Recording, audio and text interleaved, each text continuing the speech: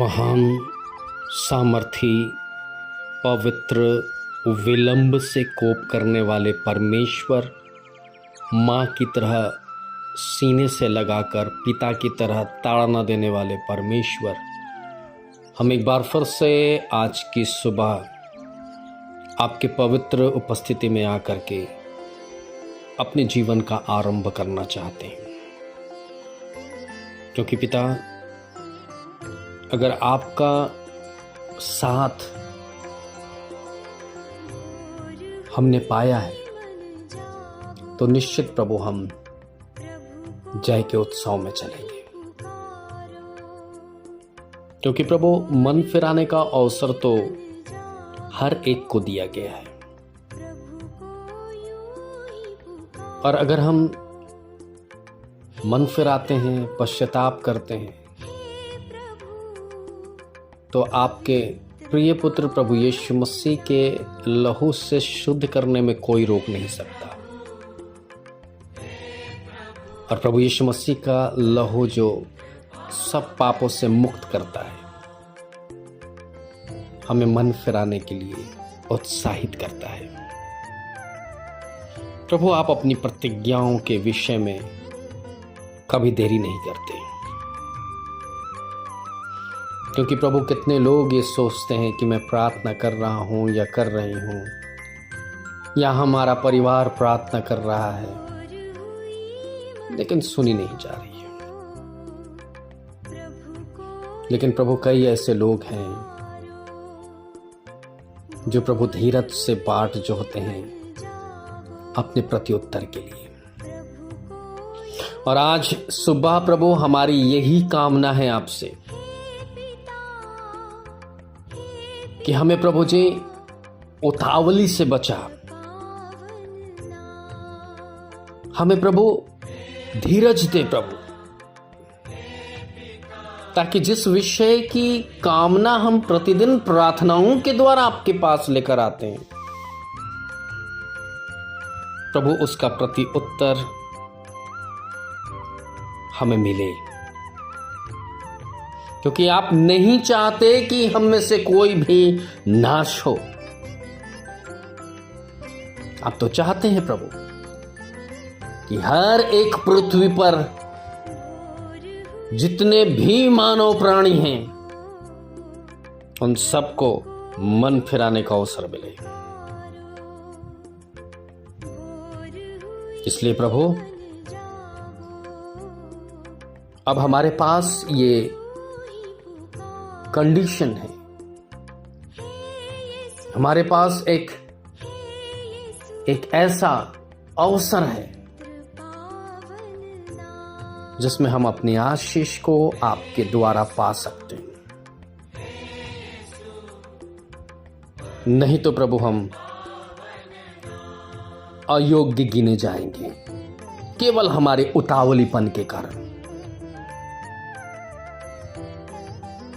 और ऐसे समय में हम चाहे कितना भी आंसू बहा ले, कितना भी छाती पीट ले, कितना भी विलाप कर ले, हमें फिर ये मन फिराव का अवसर नहीं मिलेगा। इसलिए प्रभु, आपके आगमन से पहले अपने अनुग्रह में जो हमें मौका मिला है, जो अवसर हमें मिला है, उसको हम बहुमूल्य समझें। प्रभु जी, हम आपसे यही कहते हैं, हमें ये मन, हृदय, आत्मा, प्राण को खराई पर चलने के लिए उत्साहित कर। हम अपने विरोधियों के लिए, बैरियों के लिए, अपने दुश्मनों के लिए भी प्रभु प्रेम और आशीष और प्रार्थना करने वाले बन जाए। हम अपने बच्चों को प्रभु आपके आशीष रूपी हाथों में सौंपने पाए। अपने पत्नी, अपने पति, अपनी घर गृहस्थी, अपने रोजी रोजगार, अपने जीवन, अपने बुजुर्गों को, सबको प्रभु आपके पवित्र लहू में हम छिपाने वाले बने। क्योंकि आज अवसर है, आज मौका है। अगर हम चूक गए तो शायद प्रभु हम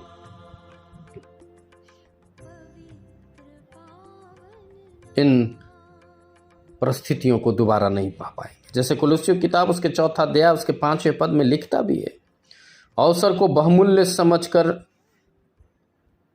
दूसरों के साथ बुद्धिमानी से वर्ताव करो। प्रभु हमें इस योग्य बना कि हम आनंद के साथ अपने दिन को गिनते हुए जागृत अवस्था में हमें जो विचार आपने दिए हैं, जो सुनने की शक्ति दी है, जो वचन का पालन करने के लिए उत्साह दिया है, जो प्रभु अपने वचन पर चलने के लिए और चौकसी करने के लिए मनसा दी है, उसे हम प्रभु दृढ़ता से थामे रहें।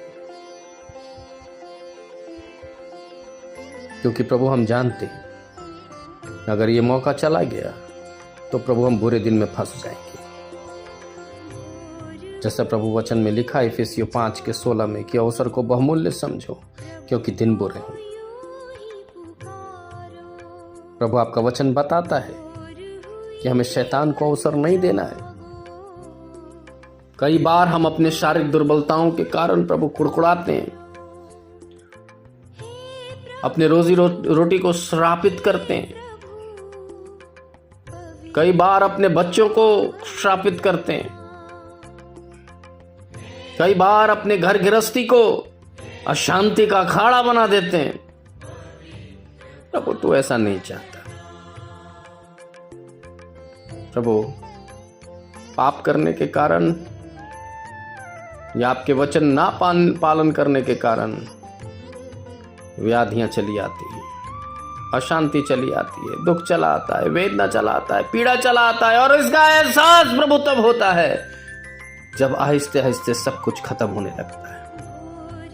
इसलिए प्रभु आज की सुबह हम यही प्रार्थना करते हैं, दुर्विचारों को दूर कर और अपनी आत्मा में हमें फलवंत कर, ताकि हम सारी बातों को अपने जीवन से परखते हुए आपके प्रति हम उदार बन सके। इन्हीं सारी बातों के साथ अपनी इच्छाओं को, अपनी योजनाओं को, अपनी मनसा को आपके चरणों में रखते हैं और विनती को प्रभु यीशु मसीह के नाम से मांगते हैं। दया से सुने और ग्रहण करें। आमीन।